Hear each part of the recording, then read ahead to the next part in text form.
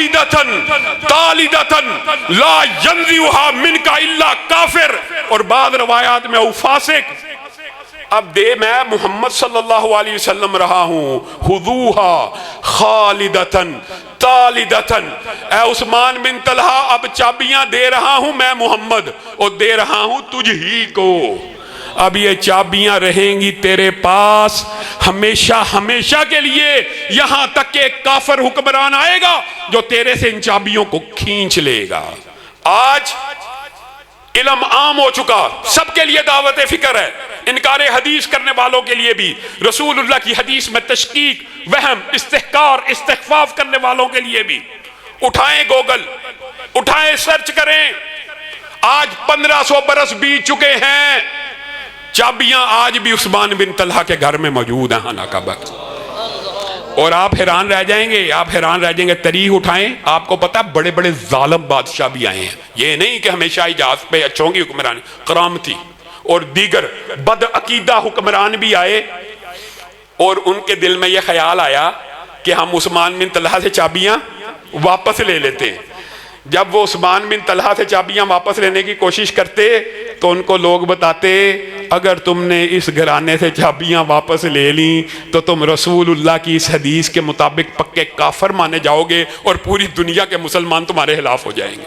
اب آپ کے سامنے بلا تاخیر قائد ابن قائد علامہ حشام الہی ظہیر صاحب حافظہ اللہ تعالی صدر جمعیت اہل حدیث پاکستان تشریف لا رہے ہیں۔ آپ سب جو ہے قائد محترم کا نعروں کے ساتھ استقبال بھی کیجئے گا اور راستہ بھی ان کے لیے چھوڑ دیجئے گا، اور معززین مسجد سے میری التماس ہے کہ چیئرز کو، کرسیوں کو علماء کے لیے چھوڑ دیں۔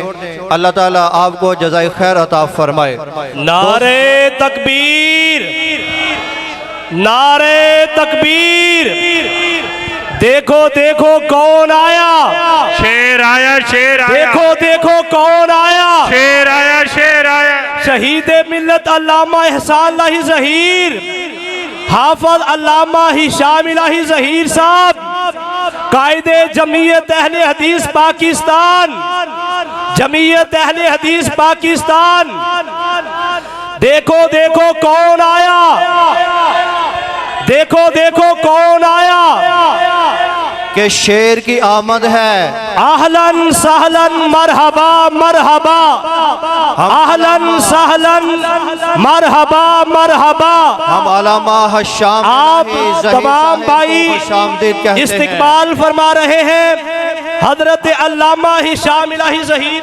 زندہ ہے جمعیت، زندہ ہے جمعیت، زندہ ہے جمعیت، زندہ ہے علامہ جمعیت، شہید کی جمعیت، زندہ ہے، یزدانی شہید کی جمعیت، زندہ ہے، قدوسی شہید کی جمعیت، زندہ ہے، نجیب شہید کی جمعیت، زندہ ہے، شیخ شریف چکوانی کی جمعیت، زندہ ہے، علامہ طارق یزدانی کی جمعیت، زندہ ہے، قائد ملت علامہ حشام الہی ظہیر، زندہ باد، جمعیت اہل حدیث پاکستان، زندہ باد، جمعیت اہل حدیث پاکستان، زندہ باد، تیری جان، تیری جان، جان، جان، جان، جان، تیری جان، تیری جان، جان، جان، جان، شہید اہل حدیث پاکستان ظہیر، قائد ملت علامہ حشام الہی ظہیر۔ نعرہ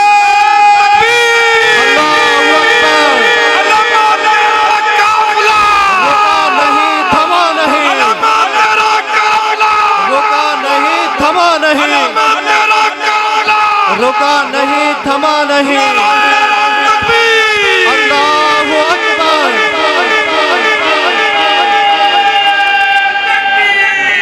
اللہ اکبر۔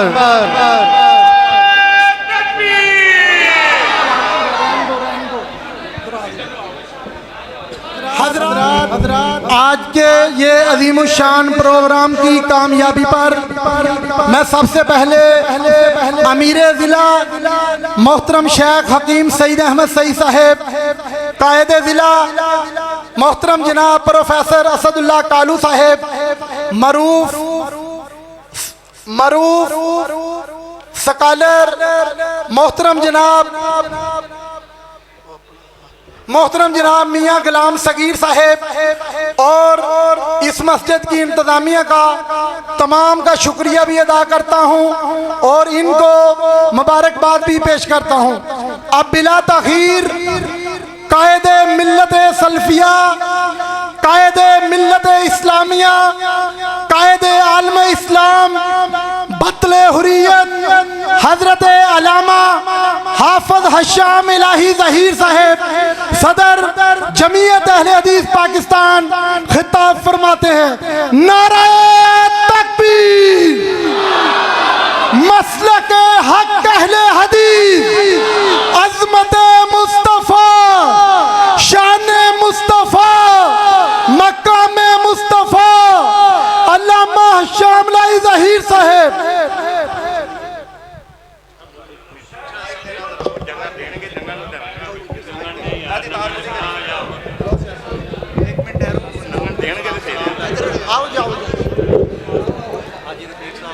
मदनी साहब इधर पीछे आ जाओ, बैठो थले थले, एक मिनट बैठो जी, ठहरो जरा।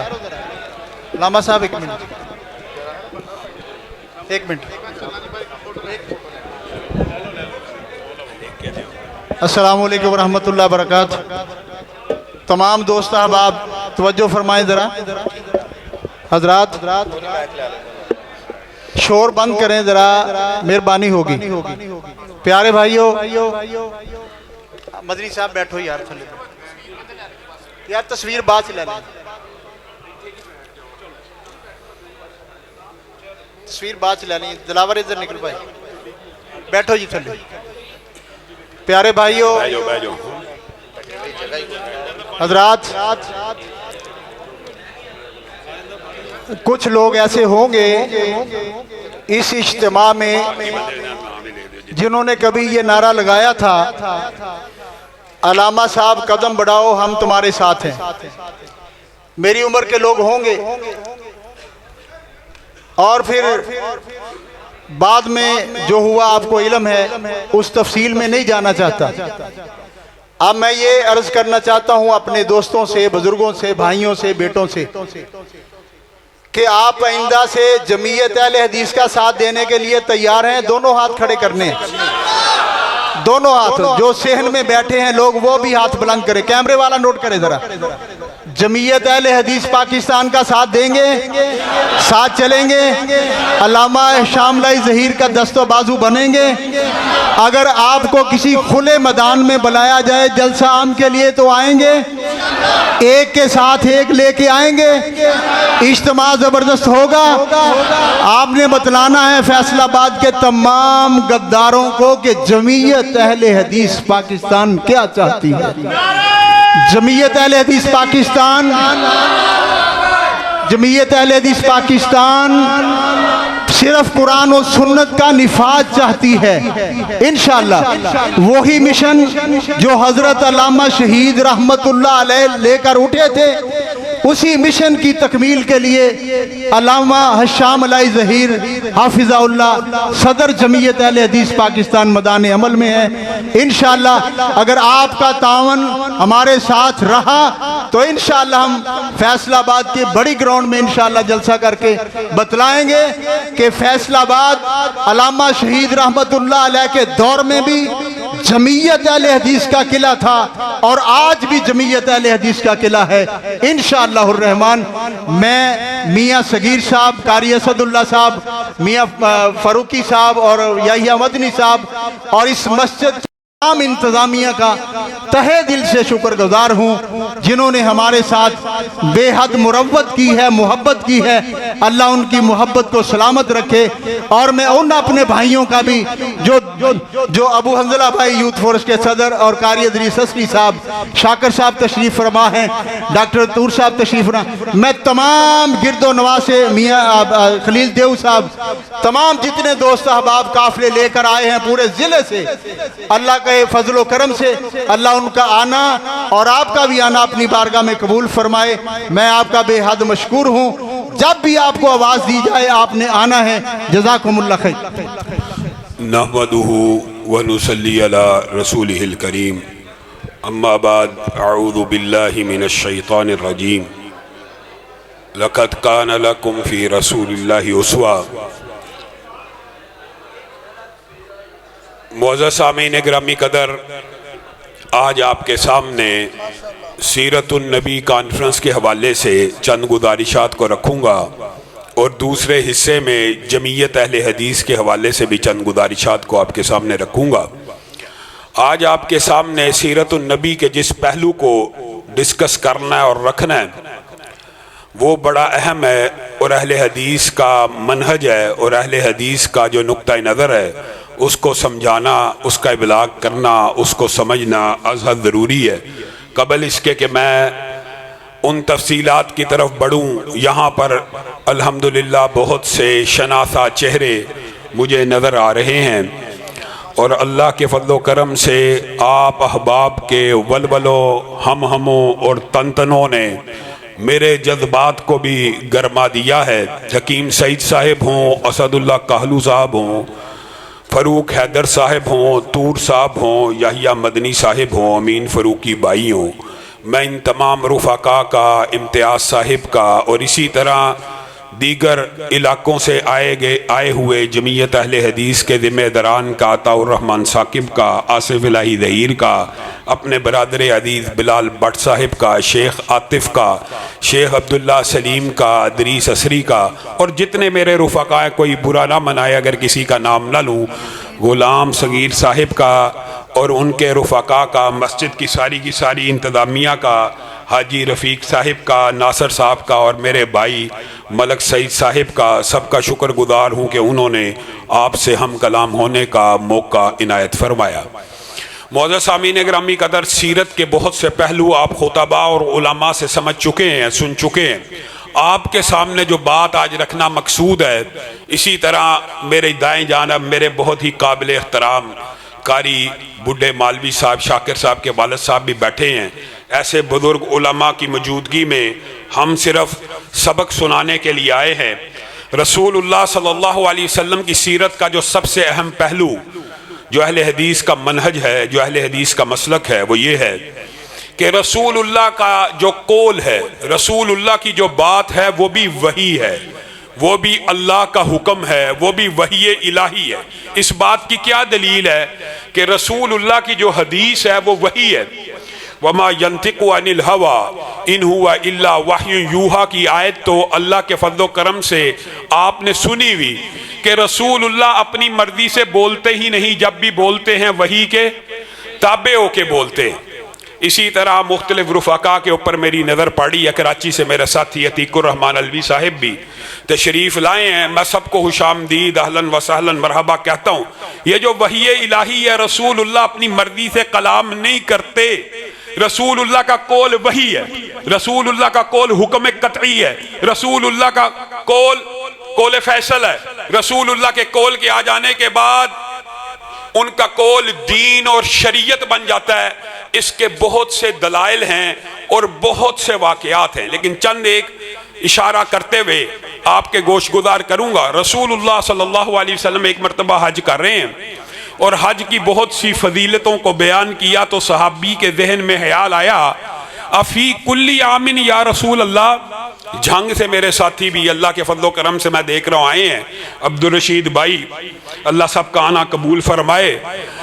رسول اللہ صلی اللہ علیہ وسلم نے جب حج کی فضیلت بیان کی، ایک صحابی کے دل میں خیال آیا، فی کلی عامن یا رسول اللہ، کیا حج اتنا جو نیک عمل ہے، اتنا جو بزرگی والا عمل ہے، کیا ہر سال کے لیے امت کے اوپر فرض ہے؟ تو رسول اللہ نے اوائڈ کیا، اس کے سوال کا جواب نہ دیا، اعراض کیا، پھر سوال کیا، پھر اعراض کیا، پھر سوال کیا، پھر اعراض کیا۔ کچھ وقت گزر گیا تو رسول اللہ صلی اللہ علیہ وسلم نے کہا کہاں ہے وہ سوال کرنے والا، اس کو بلایا جائے۔ بعض روایات میں ان کا نام یعلا بن امیہ بھی آتا ہے کہ یعلا کو بلایا جائے۔ وہ آئے تو رسول اللہ نے کہا کیا پوچھتے تھے؟ کہا میں پوچھتا تھا افی کلی عامن یا رسول اللہ، کیا حج ہر سال کے لیے فرض کر دیا گیا ہے امت کے اوپر، جتنے آپ فضائل اور مناقب بیان کر رہے ہیں؟ تو رسول اللہ صلی اللہ علیہ وسلم نے آپ کا اور میرا عقیدہ اور منہج بیان کیا۔ وہ کیا ہے؟ چند باتیں اگر آپ یاد کر لیں گے تو انکار حدیث کے سارے فلسفے گر جائیں گے۔ رسول اللہ صلی اللہ علیہ وسلم نے کہا لو قلت نعم اگر میں کہتا جی ہاں نون عین میم اور اردو زبان میں جی ہاں، اگر میں کہتا ہاں لواجبت تو میری امت کے اوپر ہر سال کے لیے فرض ہو جاتا، اور اگر فرض ہو جاتا تو مستطاعتم تو تم اس کی استطاعت نہ رکھتے۔ یہ آپ کا اور میرا منہج ہے جس کے اوپر آج انکار حدیث کا پورا ایک محل ریت کے گھروندے کے مانند تیار کیا گیا۔ یہ رسول اللہ کی جو حدیث ہے یہ وحی الہی نہیں ہے، یہ وحی الہی کی قسم ہی نہیں ہے۔ آپ قرآن پاک اٹھائیے، قرآن پاک میں مردار کو حرام قرار دیا کہ حلال قرار دیا؟ حرام۔ اب آپ کسی بھی منکر حدیث سے پوچھ لیجئے، آپ مچھلی تناول فرمائیں گے کہے گا بڑے شوق سے کھاؤں گا۔ بھائی قرآن میں تو مردار حرام ہے، آپ مچھلی کس اصول پہ کھائیں گے؟ آپ قرآن پاک میں سے مچھلی کی حلت، سارے منکرین حدیث جمع ہو جائیں سارے، وہ قرآن پاک سے مچھلی کو حلال نہیں کر سکتے، کیونکہ اللہ نے کہہ دیا مردار حلال ہے۔ اور مچھلی کو پانی سے نکالا جائے تو مرتی ہے کہ ذبح ہوتی ہے؟ وہ جب مر جاتی ہے اس کو کھایا جاتا ہے کہ نہیں کھایا جاتا؟ تو کس طرح حلال ہے؟ رسول اللہ صلی اللہ علیہ وسلم نے قرآن کی اس آیت کی تشریح کرتے ہوئے کہا میری امت کے اوپر 2 مرداروں کو حلال کر دیا گیا، ان میں سے ایک مچھلی ہے۔ یہ کتنی عام فہم بات ہے کہ رسول اللہ کا جو قول ہے وہ وحی الہی ہے، رسول اللہ کی حدیث حکم قطعی ہے، قول فیصل ہے۔ بلکہ بعض باتیں تو آپ کو پتہ چل گئیں کہ رسول اللہ صلی اللہ علیہ وسلم جو دیں اس کو پکڑ لو، جس سے روکیں اس سے رک جاؤ۔ یہ باتیں تو علماء آپ کو ابلاغ کرتے رہتے ہیں، اور اس بات کا بھی ابلاغ کرتے رہتے ہیں کہ رسول اللہ کی بات وہی ہے۔ یہ بات بھی اب کافی حد تک ابلاغ ہو چکا ہے۔ لیکن ایک بات کا جو ابلاغ کم ہوا ہے، جس آیت کو آج آپ نے سب نے یہاں سے یاد کر کے جانا ہے اور یہ سبق لے کے جانا ہے، وہ کیا ہے؟ ما قطعتم من لینۃ او ترکتموها قائمۃ علی اصولها فباذن اللہ۔ ایک آیت رسول اللہ کا قول جو آپ سے پوچھے کہ وحی الہی ہے اس کی دلیل کیا ہے، آپ اس کو کہیں رسول اللہ کا قول صرف وحی الہی نہیں ہے بلکہ رسول اللہ کا قول اللہ کا حکم بھی ہے۔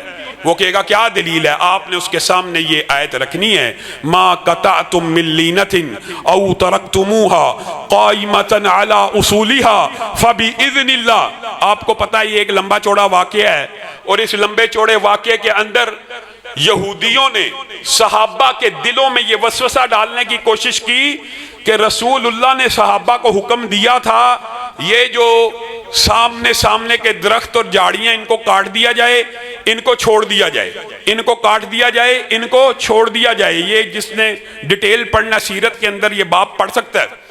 ایک جنگ کے اندر یہودیوں کے آمنے سامنے جب لشکر آئے تو رسول اللہ نے صحابہ کو حکم دیا یہ جھاڑیاں کاٹ دو، یہ جھاڑیاں چھوڑ دو، یہ تنے کاٹ دو، یہ تنے چھوڑ دو، اس کھجور کو کھڑا رہنے دو اور اس کھجور کو کاٹ دو۔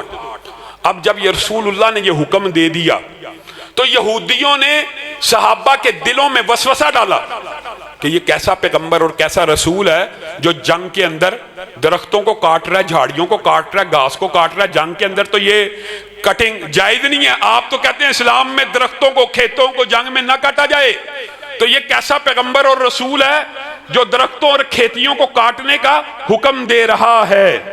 اب آپ نے صرف اس ایک آیت کے اوپر غور کرنا۔ حکم کس نے دیا تھا؟ رسول اللہ نے۔ کس کو دیا تھا؟ صحابہ کو۔ کس کو دیا تھا؟ دیا کس نے تھا؟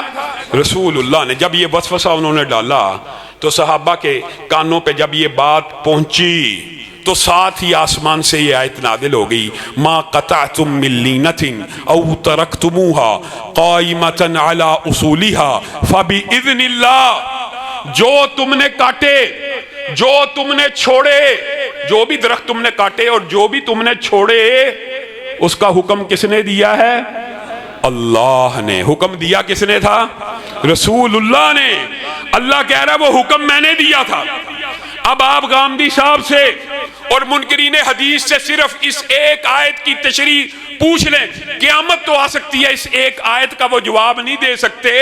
اس آیت میں وہ حکم کہاں ہے جو کہتے ہیں اوامر سارے کے سارے قرآن پاک کے اندر ہیں، نواہی سارے کے سارے قرآن پاک کے اندر ہیں؟ قرآن پاک میں سے یہ حکم نکال کے دکھائیے کہ اللہ نے کہا ہو یہ کاٹ دو یہ چھوڑ دو. اس آیت میں یہ بات تو ملتی ہے جو تم نے نہیں کاٹے تھے یا جو تم نے کاٹے تھے اور جو تم نے چھوڑے تھے.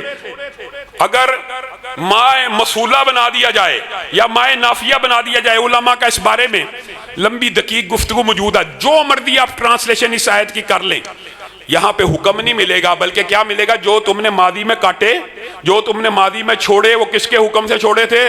اللہ کے. وہ حکم کہاں ہے جہاں پہ اللہ نے کہا کاٹو چھوڑو؟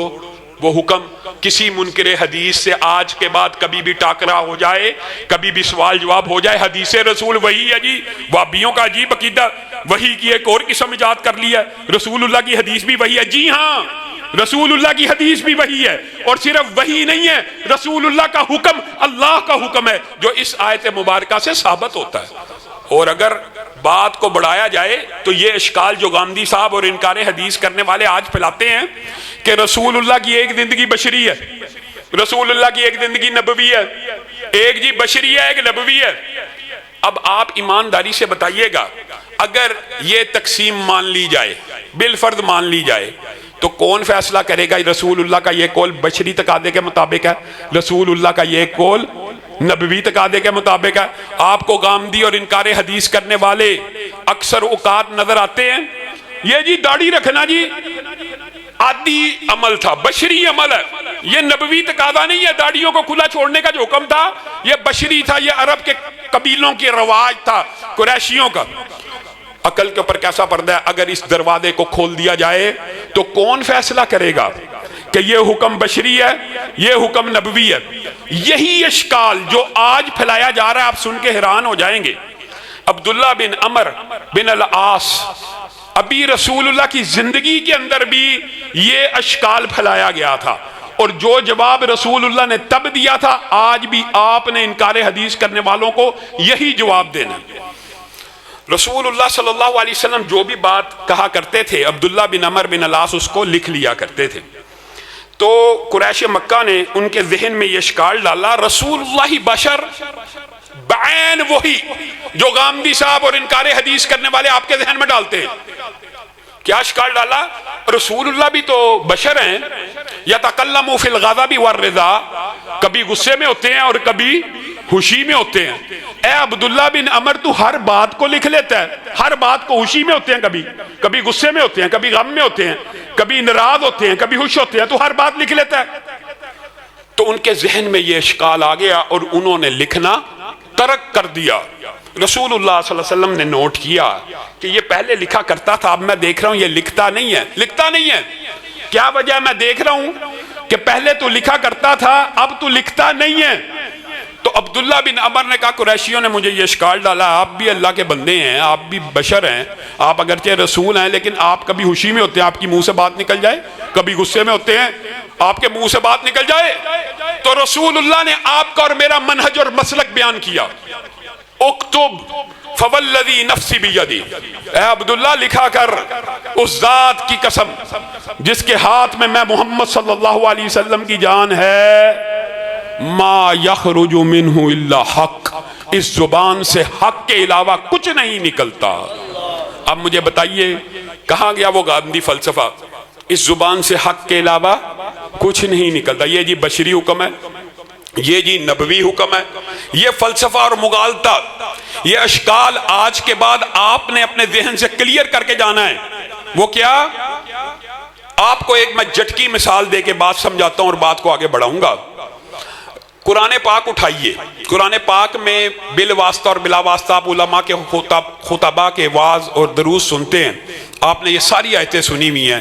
جس نے رسول اللہ کی اطاعت کی اس نے اللہ کی اطاعت کی، جس سے رسول اللہ روکیں اس سے رک جاؤ، جس کو عطا کریں اس کو، جس نے جو محبت کرتا ہے رسول اللہ سے وہ اس کو چاہیے کہ وہ پیروی کرے رسول اللہ کی، جو اللہ سے بھی محبت کرتا ہے اس کو چاہیے رسول اللہ کی پیروی کرے. یہ کتنی آیات ہیں آپ کے خیال میں؟ آپ نے جو اتنی آیات سنی ہیں یہ کتنی آیات ہوں گی آپ کے خیال میں قرآن پاک میں؟ یہ بالواسطہ اور بلا واسطہ رسول اللہ کی پیروی کی اور اتباع کی قرآن پاک میں 700 آیات ہیں. 700 آیات ہیں. کس کی پیروی کرنی ہے؟ وَأَنزَلْنَا إِلَيْكَ الْقُرْآنَ، آپ کے اوپر قرآن نازل کیا تاکہ آپ لوگوں کو کھول کھول کے بیان کریں۔ میرے بھائیو، یہ عقل کے اوپر اتنا بڑا پردہ ہے، کتنا بڑا پردہ ہے۔ قرآن پاک کو مانتے ہیں، حدیث کو نہیں مانتے۔ اور بھائی قرآن پاک کو کیسے مانتے ہیں؟ آپ ان سے سوال کر لیں، صرف ایک سوال۔ قرآن پاک کو مانتا ہوں، حدیث کو نہیں مانتا، قرآن پاک کو کیسے مانتے ہو؟ جواب آئے گا رسول اللہ نے کہا ہے، قرآن ہے۔ حدیث کے بغیر کوئی بندہ یہ دعویٰ کرے کہ میں قرآن پاک کو مانتا ہوں براہ راست، تیرے پر نازل ہوا، رسول اللہ نے کہا یہ قرآن ہے، قرآن مان لیا۔ یہاں تک رسول اللہ کی بات سچی ہے۔ رسول اللہ کہیں وضو ایسے کرنا، یہ نہیں ماننا، یہاں پہ معاذ اللہ رسول جھوٹ بول رہے ہیں۔ جو بات قرآن کے بارے میں، جو سورس قرآن کا ہے، جس طرح قرآن سیو ہوا ہے، حدیث بھی بعین اسی طرح سیو ہوئی ہے۔ آئیے اس مثال کی طرف جو سمجھا رہا ہوں، 700 مقامات پہ اللہ تعالیٰ نے رسول اللہ کی زندگی کی اتباع کا، پیروی کا حکم دیا، اور آخر میں اگر اس پورے کے پوری کی پوری اگر 700 آیتوں کا نچوڑ میں اپنے علم کے مطابق کہہ رہا ہوں، واللہ عالم، اگر نکالا جائے تو یہ ہے لَقَدْ كَانَ لَكُمْ فِي رَسُولِ اللَّهِ أُسْوَةٌ، کہ رسول اللہ کی پوری زندگی تمہارے لیے پوری کی پوری زندگی نمونہ ہے۔ اب آپ نے بات کو سمجھنا اور مثال کو سمجھنا۔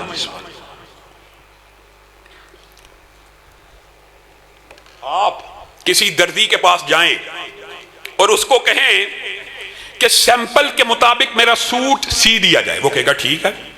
پھر آپ اس کو کہیں سیمپل کے مطابق سوٹ سی دو، پھر کہیں کتنی دفعہ کہیں آپ؟ 20 دفعہ کہیں گے نا، تو 21ویں دفعہ وہ کہے گا یار تو بڑا بے وقوف آدمی ہے، سیمپل مجھے دیتا نہیں ہے، نمونہ مجھے دیا نہیں، اور بار بار کالیں کر رہا کہ سیمپل کے مطابق سوٹ سی دو۔ یہ بات اللہ کے ساتھ مثال کے طور پہ نہیں، لیکن سمجھانے کے لیے، انکار حدیث کرنے والوں کا رد کرنے کے لیے آج کے بعد یہ مثال آپ نے اپنے پلے سے باندھ لینی ہے۔ ایک عام دردی کو آپ 20ویں دفعہ فون کریں، وہ کہے کہ تو پاگل ہے، سیمپل دیتا نہیں اور چاہتا یہ ہے کہ سیمپل کے مطابق سوٹ سی دیا جائے۔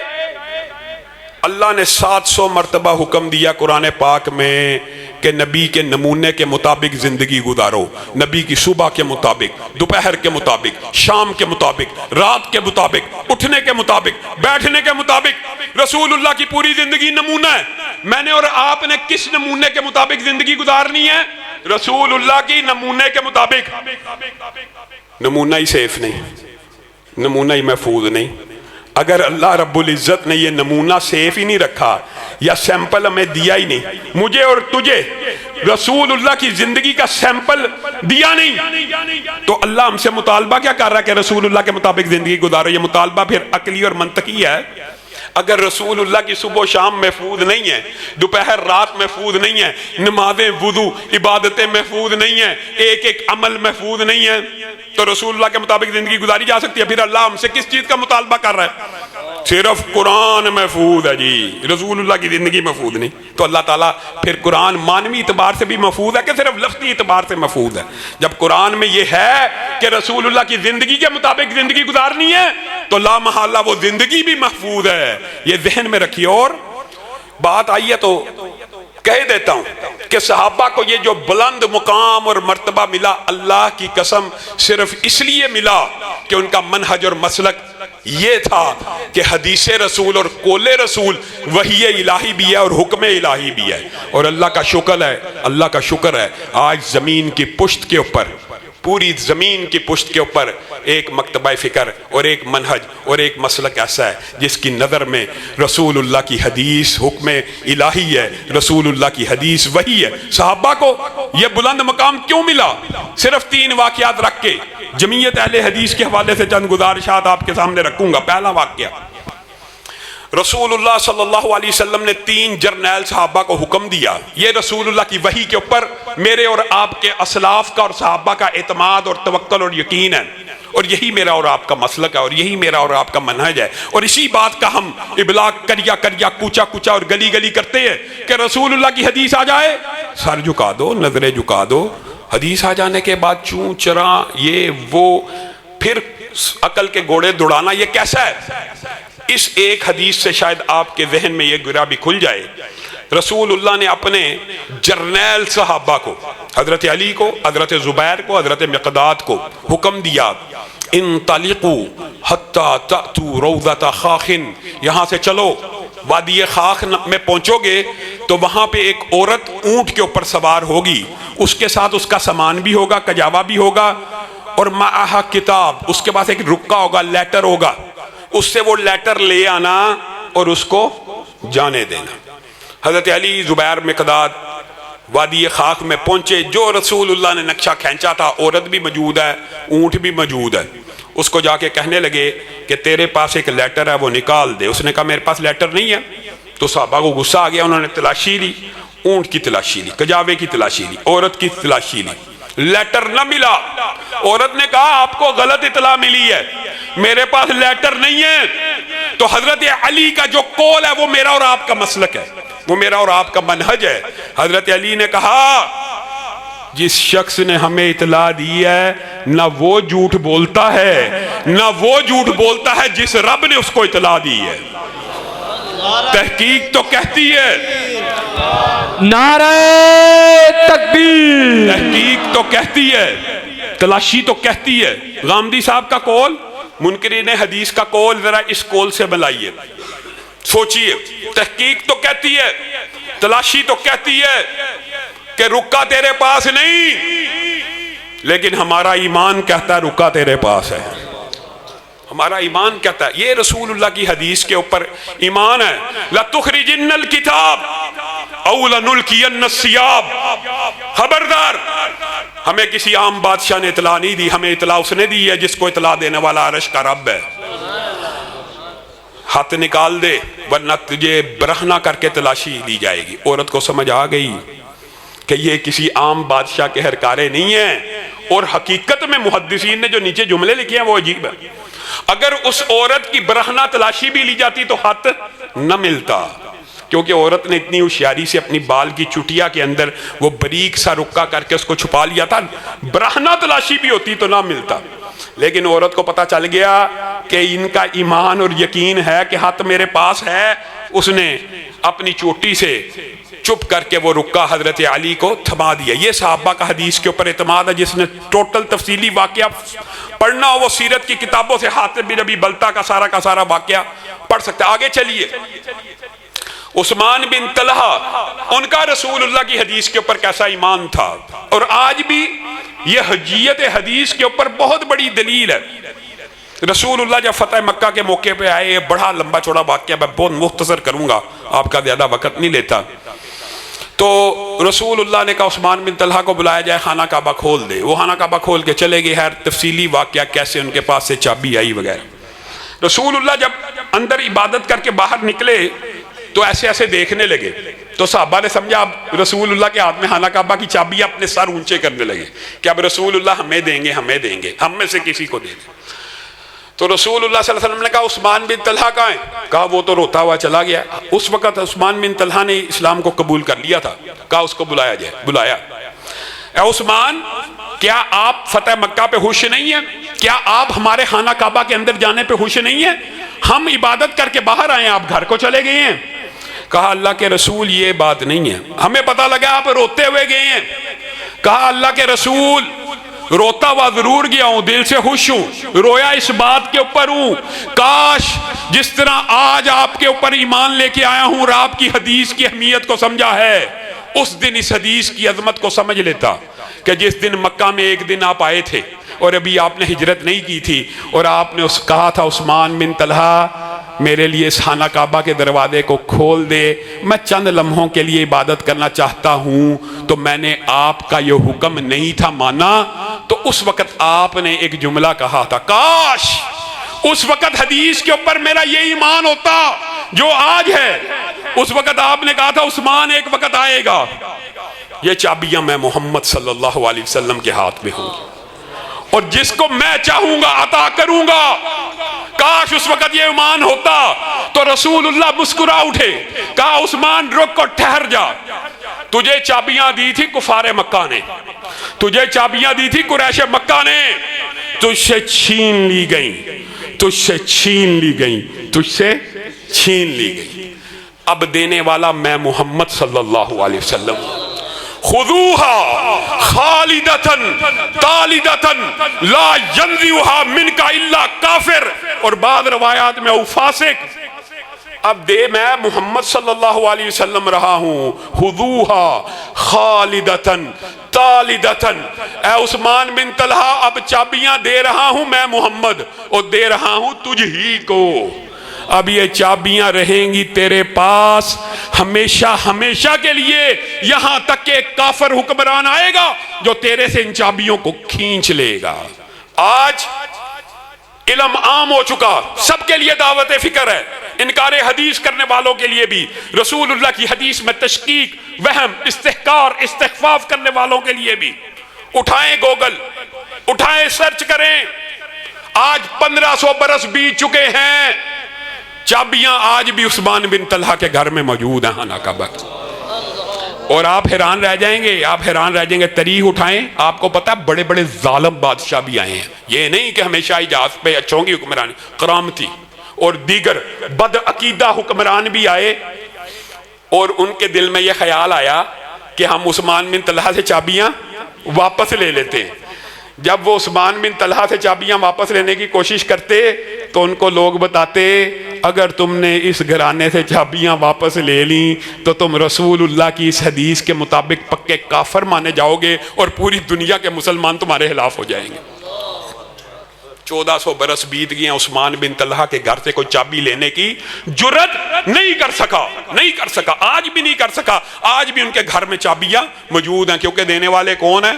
محمد صلی اللہ علیہ وسلم۔ حدیث کی حجیت ہے، اور حدیث، اور آپ حیران رہ جائیں، حجیت حدیث کا آخری واقعہ آپ کے سامنے رکھ کے، بات طویل ہے لیکن کچھ باتیں جمعیت کے حوالے سے بھی کرنا لازمی اور ضروری ہے، جس وجہ سے آپ یہاں پر والہانہ وابستگی ظاہر کرنے کے لیے آئے ہیں۔ ہمارے الحمدللہ سٹی کے تمام ذمہ دار مرزا یونس صاحب، ربانی صاحب وغیرہ بھی بیٹھے ہیں۔ اللہ کے فضل و کرم سے یہ جمع غفیر اور عوام کی محبتیں، ان کو میں سلام پیش کرتا ہوں، اور ان کا مجھے احساس ہے۔ آخری ایک واقعہ بیان کر کے اپنی بات کو جمعیت کے اغراض و مقاصد کی طرف لے کے آؤں گا۔ رسول اللہ صلی اللہ علیہ وسلم کی حدیث کے اوپر صحابہ کا جو ایمان ہے، اگر ویسا میرا اور آپ کا ایمان بن جائے، اللہ کی قسم ہمارے سارے مسائل حل ہو جائیں، سارے کے سارے۔ رسول اللہ نے کہہ دیا، حرف آخر ہے، اگر رسول اللہ کے صحابہ نے سورۃ فاتحہ کے ذریعے شفا پالی ہے، اگر ہمارا ایمان اور یقین ہو جائے ہم بھی شفا پا جائیں گے۔ رسول اللہ کی حدیث کے اوپر ایمان آ جائے، کیسا ہونا چاہیے؟ ابو ذر غفاری جیسا ہونا چاہیے۔ ابو ذر غفاری آخری لمحات میں اپنی زندگی کے، میں صرف آخری ان کی زندگی کا واقعہ بیان کرتا ہوں، آخری، بڑے بیمار ہیں، نزا کے قریب پہنچ چکے ہیں اور جنگل میں بیٹھے ہوئے ہیں، بیوی پاس بڑھیا بیٹھی ہوئی ہے اور کہتی ہے آپ رسول اللہ کے صحابی ہیں، آپ رسول اللہ کے ساتھی ہیں، آپ رسول اللہ کے یار ہیں، آپ ان کے خلیل ہیں، آپ ان کے ایسے ہیں، آپ اس جنگل میں فوت ہونے والے ہیں، میں بوڑھی عورت ہوں، میں اتنی تھکی ہاری ہوں، میں تو آپ کی میت کو اٹھا بھی نہیں سکتی، میں کیسے غسل دوں گی، میں کیسے کفناؤں گی، میں کیسے دفناؤں گی؟ وہ ابو ذر غفاری جو بیچارے آخری لمحات کے اوپر اپنی پوری قوت اور طاقت کو جمع کرتے ہیں اور اپنی کمر کو کچھ سیدھا کرتے ہیں اور کہتے ہیں ابشری ولا تبکی، اے میری اہلیہ، یہ تو نے جو بات کی ہے نا، اس بات کو سن کے مجھے اپنے ساتھی اور دوست کی ایک بات یاد آ گئی ہے۔ تجھے میں خوشخبری سناتا ہوں، تو غم نہ کر اور رو مت۔ میں رسول اللہ صلی اللہ علیہ وسلم کی بارگاہ میں بیٹھا ہوا تھا اور میں اور میرے ہمراہ تقریباً 9 افراد تھے۔ رسول اللہ صلی اللہ علیہ وسلم نے فرمایا تم میں سے ایک شخص فلات الارض میں فوت ہوگا، جنگل میں فوت ہوگا، تبے سے ایک شخص جنگل میں فوت ہوگا، اور اس کے پاس کوئی دیگر مرد انسانوں میں موجود نہیں ہوگا، لیکن جیسے ہی اس کی روح نکل جائے گی اللہ تعالیٰ ایک لشکر کو، ایک قافلے کو وہاں پر بھیجے گا جو اس کی تدفین کا، کفن دفن کا اور غسل کا انتظام کر کے نماز جنازہ کو قائم کرے گا۔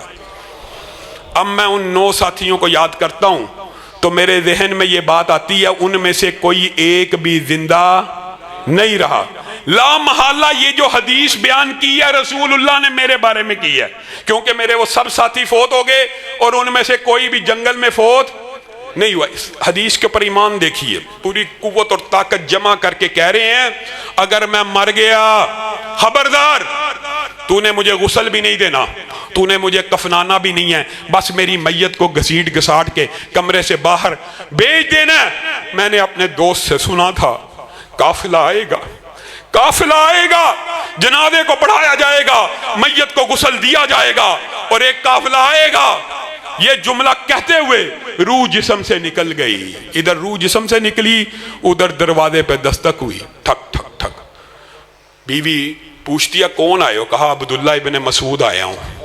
کس لیے آیا ہوں؟ یہاں سے گزر رہا تھا، ایک عرصہ ہوا ابو ذر غفاری کی زیارت نہیں کی، اس لیے آیا ہوں ان کا حال چال پوچھ لیا جائے۔ بڑھیا نے کہا تمہارا ساتھی تمہارا انتظار کرتے ہوئے گیا ہے اور کہتے ہوئے گیا ہے کہ قافلہ آئے گا۔ رسول اللہ نے جب فرما دیا وہ قافلہ عین اس وقت ابو ذر غفاری کے دروازے کے اوپر پہنچ گیا۔ میرا اور آپ کا رسول اللہ کی حدیث کے بارے میں کیا ایمان ہے؟ بقی بن مخلد کو بھول گئے جو بیچارہ شیئن للہ کے نعرے لگاتا ہوا احمد ابن حنبل سے حدیث کا ایک ایک سبق جیل خانے میں لے کے گیا۔ اس سے پوچھا کیا لے کے آئے ہو؟ کہا حدیث کا علم لے کے آیا ہوں جس کا انکار فرعون اور دجال ہی کر سکتے ہیں۔ یہ فرعون اور دجال اور کذاب لوگوں کا کام ہے انکار حدیث کرنا۔ اور امام ابو داؤد کی بات بھی آپ بھول گئے۔ امام ابو داؤد بیٹھے میں کشتی کے اوپر، دیکھا کہ ایک سواری آئی ہے دریا کے کنارے، حدیث کی کتاب لکھ رہے ہیں، ایک سواری آئی ہے، اس کو چھینک آئی ہے اور اس نے کہا الحمدللہ۔ امام ابو داؤد حدیث لکھنے میں مصروف تھے، یرحمک اللہ نہ کہہ سکے، اور دیکھا جب یرحمک اللہ کہنے کی باری آئی تو وہ کشتی روانہ بھی ہو چکی ہے۔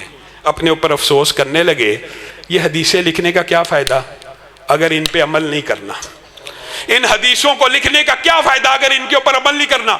فوراً ایک کشتی کو، ایک ملا کو ہائر کیا، کہا کتنے درہم لے گا؟ صرف اس کشتی والے کے پاس ٹچ کر کے واپس آنا۔ اچھا جی 3 درہم لوں گا۔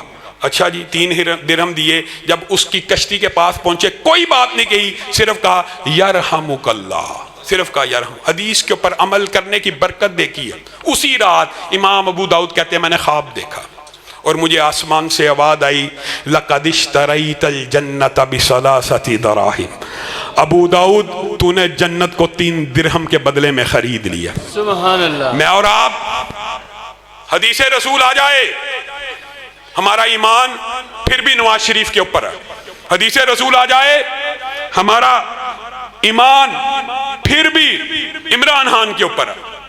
عجیب بات ہے، دکھ کی بات ہے۔ حدیث رسول کیا ہے؟ علماء انبیاء کے، لیکن آپ نے نہیں سمجھا، میں نے نہیں سمجھا۔ علماء کو صرف مصلی کا امام بنایا۔ رسول اللہ کی یا انبیاء کی جو وراثت ہے، رسول اللہ کی اور انبیاء کی جو وراثت ہے، کیا صرف وہ مصلی کی وراثت ہے؟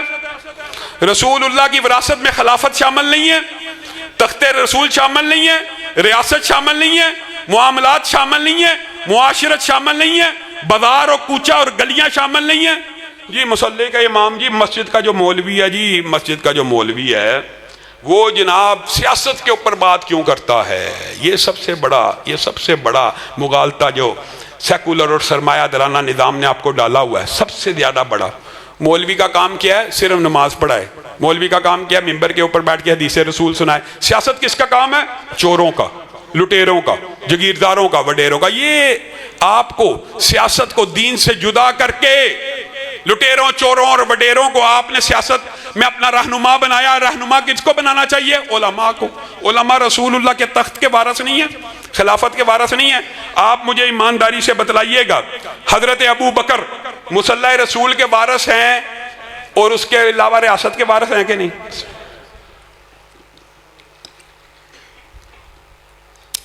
حضرت عمر صرف مصلی رسول کے وارث ہیں کہ ریاست کے وارث بھی ہیں؟ حضرت عثمان، حضرت علی، جب تک مصلی رسول کا وارث، ریاست کا وارث بنتا رہا، اسلام عروج پہ رہا، ترقی پہ رہا، اسلام غالب رہا۔ جس وقت آپ نے مصلی کو مسجد کے اندر محدود کر دیا اور آپ نے یہ بلاک کیا کہ ملا کی دوڑ صرف مسجد تک ہونی چاہیے اور ملا کا کام صرف مسجد کے اندر ہونا چاہیے، اور وہ ہمارے بازاروں میں، تجارت میں، معاملات میں، سیاست میں، ریاست میں، سپریم کورٹ میں، آئین میں، دستور میں نہ آئے، تو آپ لوگ دین کا بیڑا گرک خود نکالا۔ هو الذی ارسل رسولہ بالہدی ودین الحق لیظہرہ علی الدین کلہ، رسول اللہ کو باقی ادیان پہ غالب کرنے کے لیے بھیجا گیا کہ صرف مسجد میں سبحان اللہ پڑھنے کے لیے؟ اللہ کی قسم آپ میں سے سارے لوگ آج ہم ارادہ کریں، جتنے بیٹھے جمع غفیر موجود، اگر آج ہم ارادہ کریں نا کہ ہم نے آج ساری رات سبحان اللہ پڑھنا ہے، اللہ اکبر پڑھنا ہے، اللہ کی تسبیح پڑھنی ہے، تو عالم کفر کو کوئی فرق نہیں پڑے گا۔ آپ سجدے کریں، نمازیں پڑھیں، روزے رکھیں، کوئی فرق نہیں۔ لیکن اگر آج آپ میں سے چند لوگ کھڑے ہو جائیں اور اقامت دین کے لیے اور رسول اللہ کی شریعت کو معاشرے پہ نافذ کرنے کے لیے، کہ رسول اللہ کا دین صرف مسجد کے اندر نافذ ہونے کے لیے نہیں آیا، ہمارے گھر میں بھی دین ہونا چاہیے، ہمارے بازار میں بھی دین ہونا چاہیے، ہماری ریاست میں بھی دین ہونا چاہیے، ہماری سیاست میں بھی دین ہونا چاہیے، ریاست کا امام بھی وہی ہونا چاہیے جو دیندار ہو، پورا عالم کفر آپ کے خلاف کھڑا ہو جائے گا، کیونکہ وہ گھبراتے ہیں اور ڈرتے ہیں، ان کو پتا ہے رسول اللہ صلی اللہ علیہ وسلم کا نظام آ گیا تو وہی تبدیلی وقوع پذیر ہو جائے گی جو رسول اللہ کے دور میں ہوئی تھی، اور یہی وہ قائد اور مشن ہے جس کو لے کے جمعیت اہل حدیث پاکستان کریا کریا، کوچا کوچا، نگر نگر اللہ کے فضل و کرم سے جب سے بحال ہوئی ہے، 6 ماہ مکمل ہو گئے۔ ان 6 ماہ کے اندر خانے وال، میاں چنو، گجرات، ساہیوال، سیالکوٹ، گجراوالا، قصور، لاہور، فیصل آباد، شیخو پورہ، پاکستان کے ہر بڑے ضلع میں ایک بڑے بڑے جلسہ عام کو منعقد کیا، اور اللہ کے فضل و کرم سے جو عوام کا رسپونس ہے، جو عوام کی چاہت ہے، جو عوام کا فیڈ بیک ہے، اور جس طرح عوام جمعیت اہل حدیث پاکستان کے اس صدا کے اوپر لبیک کہہ رہی ہے، مجھے تو علامہ شہید کا وہ دور یاد آ رہا ہے کہ جس وقت انہوں نے کہا تھا کہ کل کے کمزور سمجھے جانے والے لوگ موچی دروازے میں اکٹھے ہو جائے، پھر آپ نے دیکھا تھا کہ پاکستان میں ایک کمزور سمجھے جانے والا طبقہ علامہ شہید کی قیادت کے اندر ان کی صدا پہ لبیک کہتا ہوا موچی دروازے کی طرف کشاں کشاں چلا آ رہا تھا، اور موچی دروازہ بھر چکا تھا۔ آج پاکستان پھر اسی للکار کا منتظر ہے، پھر اسی پکار کا منتظر ہے۔ وہ للکار اور پکار آج علامہ شہید کے بیٹے آپ کو کریا کریا، نگر نگر، کوچا کوچا دے رہے ہیں، اور آپ کا کام یہ ہے، آپ کا کام یہ ہے میرے بھائیوں، اور ناقدوں کو بھی میں کہتا ہوں، ناقدوں، وقت کی رفتار بدلنے کے لیے میں نے مجبور زبانوں کو نوا بخشی ہے، کج کلاہوں کی رعونت کا اڑایا ہے مذاق، میں نے تاریخ کے چہرے کو ضیاء بخشی ہے، اور تم نے تاریخ کے سینے میں ثنا گاڑی ہے، تم نے تیرا قافلہ رکا نہیں، تھما نہیں، علامہ صاحب قدم بڑھاؤ، علامہ صاحب قدم بڑھاؤ، قائد اہل حدیث علامہ حشام علیہ ظہیر، جمعیت اہل حدیث پاکستان زندہ ہے، جمعیت علامہ شہید کی جمعیت، قدوسی شہید کی جمعیت، یزدانی شہید کی جمعیت، علامہ حشام علیہ ظہیر۔ اسی لیے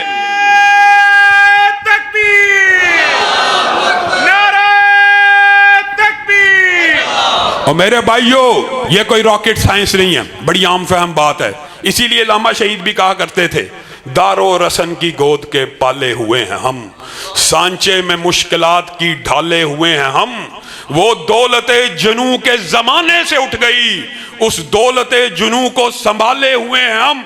تمہارے شہید قائد نے جب تمہیں بلایا تھا تو تمہیں شاید وہ تکبیر کا ابھی بھائی نے نعرہ لگایا، میرے سامنے تکبیر کا وہ انٹرویو آ رہا ہے، علامہ شہید کی بھی بہت مخالفتیں ہوئی، یہ باتیں ماننی چاہیے، ادراک اور شعور، اور ان باتوں میں کسی بھی قسم کی تاریخ سے سبق حاصل کرنا کوئی اچنبے کی بات نہیں۔ میں یہاں پہ بیٹھ کے آج فیصل آباد میں علماء کے شہر میں کہتا ہوں اللہ میاں فضل رحمہ اللہ کو معاف فرمائے، ان کو جنت الفردوس میں جگہ دے، لیکن اختلاف تھا، اختلاف موجود تھا، اختلاف تھا، مرکزی جمعیت کا اور جمعیت اہل حدیث کا اختلاف علامہ شہید کے دور میں تھا.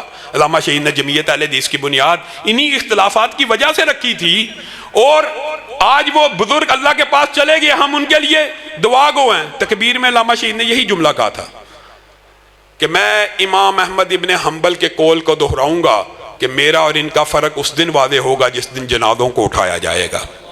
آپ نے ان کے جنازے بھی دیکھ لیے, اور علامہ شہید کے جنازے کی باری آئی تو مسجد النبوی کے اندر 4 تکبیروں کو پڑھا گیا. نعرہ تکبیر, نعرہ تکبیر.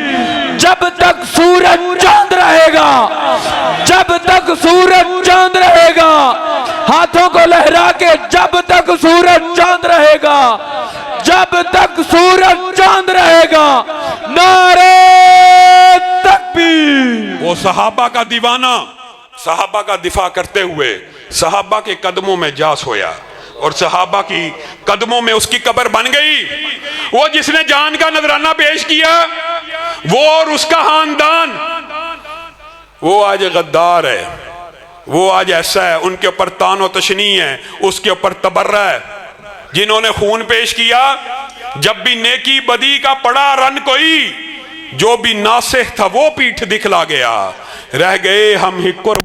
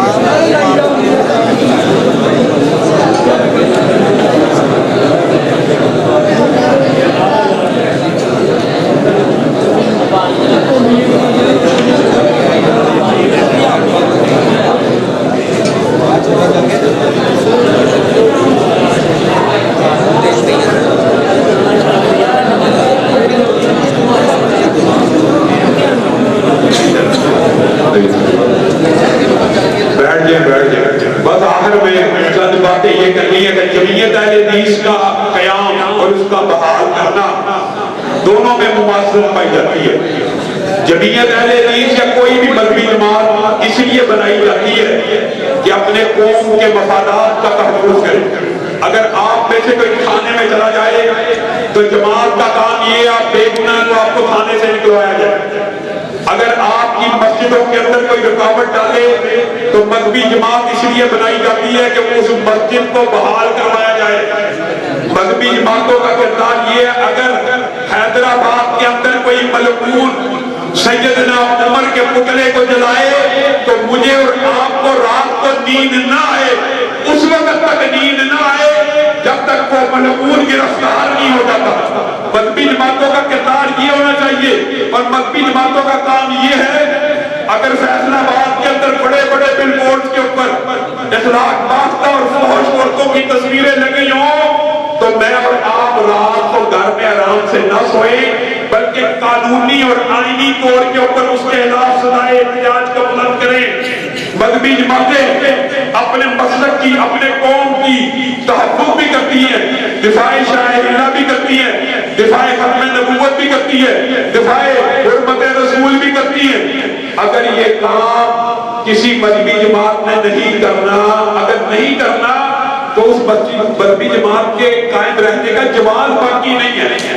آج دکھ اور افسوس کی بات ہے، اہل حدیث علماء بستروں کے اوپر ایڑیاں رگڑتے ہوئے فوت ہو گئے، کوئی ان کو پوچھنے والا نہیں۔ آج وہ جیلوں کے اندر ساڑھے ہیں، کوئی ان کو چھڑوانے والا نہیں۔ صرف پاکستان کے اندر، پنجاب کے اندر میں نے صرف جس دن جمعیت بحال ہوئی ایک اعلان کیا کہ جہاں پہ مسجدیں بند ہیں، جہاں جہاں مسجدیں بند ہیں جمعیت اہل حدیث وہاں مسجدیں کھلوائے گی۔ آپ حیران رہ جائیں گے، حیران۔ صرف 6 ماہ کے اندر 1000 سے زائد درخواستیں دفتر میں آ چکی ہیں کہ فلاں علاقے میں بند ہے، فلاں علاقے میں بند ہے۔ آج میں فیصل آباد آ رہا تھا، فیصل آباد آنے کے دوران 2 کالیں آئی ہیں کہ ہماری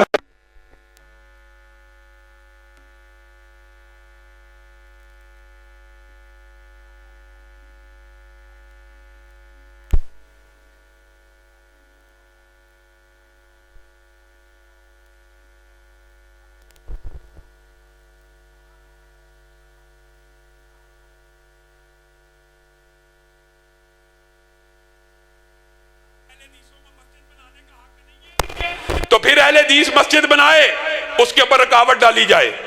آپ حیران رہ جائیں گے ان 1000 مسجد کے کیسوں میں پتہ کیا لکھا ہوا ہے؟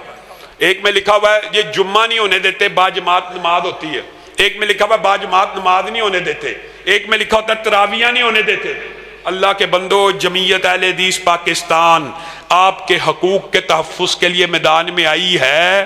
آپ نے اگر اس جماعت کا ساتھ دیا تو آج میں دعوے سے کہہ رہا ہوں، آج صرف آپ فیصل آباد کے اس وسیع و عریض پنڈال اور میدان میں جتنے لوگ بیٹھے ہیں نا، اللہ کی قسم صرف یہ میرے سے وعدہ کر لینا کہ علامہ صاحب اگر فیصل آباد میں کوئی مسجد بند ہوگی، آپ احتجاج کی کال دیں گے، ہم آر پی اور ڈی پی اور ڈی سی کے گھر کے باہر آپ کی آواز پہ لبیک کہیں گے تو اللہ کی قسم کھا کے کہتا ہوں فیصل آباد کے اندر کسی کو جرت نہیں آپ کی کسی مسجد کو بند کر دے۔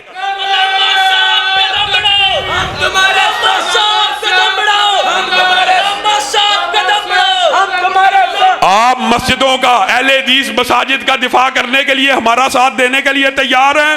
ہاتھوں کو بلند کر کے وعدہ کریں، مساجد کا دفاع کرنے کے لیے، ہمارا ساتھ دینے کے لیے تیار ہیں؟ علماء کے خلاف جھوٹے پرچے ختم کروانے کے لیے، دفاع کرنے کے لیے تیار ہیں؟ اور صحابہ کے گستاخوں کو گرفتار کروانے کے لیے تیار ہیں؟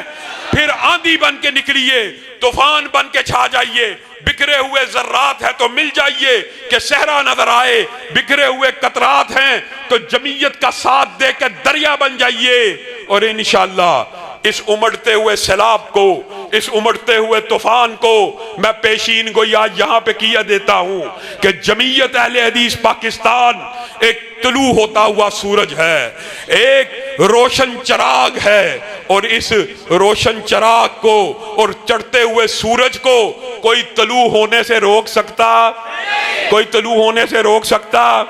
इंशाअल्लाह फिर टूट गिरेंगी जंजीरें और जिंदानों की हैर नहीं, ये दरिया झूम के उठे हैं, तिनकों से न टाले जाएंगे। आप अहबाब इत्मीनान रखिए, तसल्ली रखिए। बारी बारी जो साथी सलाम करना चाहता है मुझसे सलाम लेकर जाए। मैं तमाम अहबाब से सलाम करके जाऊंगा, लेकिन एक लाइन के अंदर आके जो साथी हाफिज अकबर जवेद साहब जो इस मस्जिद के बड़े मोहसिन थे वो भी वफात पा चुके हैं, अल्लाह ताला उनको गरीक रहमत फरमाए। और बाद साथी दुआ के लिए कह रहे हैं अल्हम्दुलिल्लाह रब्बिल आलमीन अर्रहमानिर रहीम मालिक यौमिद्दीन इय्याका नअबुदु व इय्याका नस्तईन इहदिनस सिरातल मुस्तकीम सिरातल लज़ीना अनअमता अलैहिम गैरिल मग़दूबि अलैहिम वलद्दाल्लीन। अल्लाहुम्मा सल्लि अला मुहम्मदिन व अला आलि मुहम्मदिन कमा सल्लैता अला इब्राहीम व अला आलि इब्राहीम इन्नका हमीदुम मजीद। अल्लाहुम्मा बारिक अला मुहम्मदिन व अला आलि मुहम्मदिन कमा बारकता अला इब्राहीम व अला आलि इब्राहीम इन्नका हमीदुम मजीद। ऐ अल्लाह हम सब के गुनाहों को माफ़ फरमा, ऐ अल्लाह हम सब के गुनाहों को माफ़ फरमा। ऐ अल्लाह सुबह दोपहर और शाम के गुनाहों को माफ़ फरमा। ऐ अल्लाह रात दिन के गुनाहों को माफ़ फरमा। ऐ अल्लाह खलवत जलवत के गुनाहों को माफ़ फरमा। ऐ अल्लाह सर से पाँव तक हर गुनाह को माफ़ फरमा। या अल्लाह आँखों की ख़यानतों को माफ़ फरमा। या अल्लाह ज़ुबान की लर्जिशों को माफ़ फरमा। या अल्लाह ज़ुबान के झूठ को माफ़ फरमा, गीबत को माफ़ फरमा, चुगली को माफ़ फरमा, नमीमे को माफ़ फरमा, बुहतान को माफ़ फरमा, इल्ज़ाम को माफ़ फरमा। या अल्लाह सर से पाँव तक तमाम अज्जा को या अल्लाह गुनाहों से पाक और साफ़ फरमा। या अल्लाह रूहें भी बीमार हैं, या अल्लाह जिस्म भी बीमार हैं, या अल्लाह सबको शिफ़ाए कामिला आजिला नसीब फरमा। या अल्लाह जिन साथियों ने बीमारी का कहा या अल्लाह उनको शिफ़ाए कामिला आजिला नसीब फरमा। या अल्लाह जो फोत शुदगान हैं या अल्लाह उन्हें करवट करवट जन्नत नसीब फरमा, उन तक हमारी दुआओं को पहुँचा।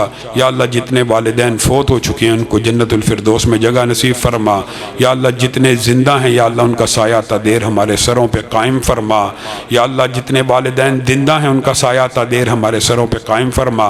या अल्लाह अल्लामा शहीद की हर ख़ता को माफ़ फरमा। या अल्लाह वालिदा मरहूमा की हर ख़ता को माफ़ फरमा। या अल्लाह हम सब को अपने वालिदैन के लिए सदका जारिया बना। या अल्लाह हमारी औलादों को हमारे लिए सदका जारिया बना। या अल्लाह जो अल्लाह के घरों को आबाद करते हैं तो उनके घरों को आबाद फरमा। या अल्लाह जो अल्लाह के घरों की खिदमत करते हैं या अल्लाह तो उनकी 7 नस्लों में दौलत को जारी फरमा। या अल्लाह हम सबको रिज़्क़ हलाल फर्राह नसीब फरमा। या अल्लाह हम सबको रिज़्क़ हलाल फर्राह नसीब फरमा। या अल्लाह करोड़ों अरबों में ज़कात निकालने वाला बना। या अल्लाह लाखों करोड़ों में ज़कातें निकालने वाला बना। या अल्लाह हमारे लिए सदका जारिया के नए मैदान कायम फरमा। या अल्लाह जब जिस्म कब्र के अंदर गल सड़ जाए नेकियों का सिलसिला जारी व सारी फरमा। या अल्लाह नेकियों का सिलसिला जारी व सारी फरमा। या अल्लाह बे औलादों को औलाद सालिहा नरीना नसीब फरमा। या अल्लाह बे औलादों को सालिहा नरीना नसीब फरमा, औलाद सालिहा नरीना नसीब फरमा। या अल्लाह जो बच्चे और बच्चियाँ रिश्तों की वजह से परेशान हैं उनको नेक साले रिश्ते नसीब फरमा। या अल्लाह निकाह चाहते हैं या अल्लाह ज़िना से बचना चाहते हैं अपनी जनाब से अच्छे रिश्तों का इंतज़ाम फरमा। या अल्लाह मौत के वक़्त ला इलाहा इल्लल्लाह का कलमा नसीब फरमा। या अल्लाह सआदत की ज़िंदगी नसीब फरमा। या अल्लाह शहादत की मौत नसीब फरमा। या अल्लाह रकू करते हुए मौत नसीब फरमा। या अल्लाह क़याम करते हुए मौत नसीब फरमा। या अल्लाह सजदा करते हुए मौत नसीब फरमा। या अल्लाह उम्रा करते हुए मौत नसीब फरमा। या अल्लाह हज करते हुए मौत नसीब फरमा। या अल्लाह कुरान पढ़ते हुए मौत नसीब फरमा। या अल्लाह अच्छा अमल करते हुए मौत नसीब फरमा। या अल्लाह जमीयत अहले हदीस पाकिस्तान को पाकिस्तान की सबसे बड़ी मज़हबी दीनी कुव्वत बना। या अल्लाह जमीयत अहले हदीस को सबसे बड़ी दीनी जमात बना, सबसे मजबूत सियासी जमात बना। या अल्लाह इस मस्जिद को और इस दीन के मीनारे को क़यामत की दीवारों तक कायम फरमा। या अल्लाह मेरे रुफ़ाक़ा को इस्तकामत नसीब फरमा। या अल्लाह हिम्मत नसीब फरमा। या अल्लाह दोस्त अहबाब रुफ़ाक़ा और जमाती साथियों के हमरा जन्नत में दाखिल फरमा। या अल्लाह रिश्तेदारों के हमरा जन्नत में दाखिल फरमा। या अल्लाह बीवी बच्चों के हमरा जन्नत में दाखिल फरमा। या अल्लाह फिर मौत आसान फरमा। या अल्लाह कब्र आसान फरमा। या अल्लाह हशर आसान फरमा। या अल्लाह सहाबा के सामने या अल्लाह दिल्लत और रुसवाई से महफूज फरमा। یا اللہ رسول اللہ کے سامنے ذلت و رسوائی سے محفوظ فرما، یا اللہ اس دن عرب عرب انسانوں کے سامنے ذلت و رسوائی سے محفوظ فرما، یا اللہ دنیا میں کوئی راز افشا ہو جائے انسان بے چین ہو جاتا ہے، یا اللہ اس دن رشتہ دار عرب انسان کھڑے ہیں، یا اللہ اس دن عیبوں کی پردہ پوشی فرمانا، یا اللہ جس طرح دنیا میں عیبوں کی پردہ پوشی کیا اس دن بھی عیبوں کی پردہ پوشی فرمانا، یا اللہ حوض کوثر سے پانی نصیب فرمانا، یا اللہ جنت الفردوس میں جگہ عنایت فرمانا، یا اللہ کہنے والا یا سننے والوں میں سے کوئی ایک بھی آج یہاں پہ جو بیٹھا ہے کھڑا ہے یا اللہ اس مجلس میں شریک ہے، اللہ اگر کتابت تقدیر کے اندر جہنمی لکھا ہے یا اللہ آزاد فرما، یا اللہ اتنے ہاتھ اٹھیں، یا اللہ اگر کہنے والے اور سننے والوں کو کتابت تقدیر میں جہنمی لکھا گیا ہے یا اللہ آزاد فرما، یا اللہ آزاد فرما، یا اللہ جنت الفردوس میں داخل فرما، یا اللہ اس مسجد کی جو انتظامیہ ہے ان کے اوپر رحمتوں کا نزول فرما، جن بھائی کی مغفرت کے لیے کہا گیا یا اللہ اس کو کروٹ کروٹ جنت نصیب فرما۔ سبحان ربک رب العزت عما یصفون وسلام علی المرسلین والحمد للہ۔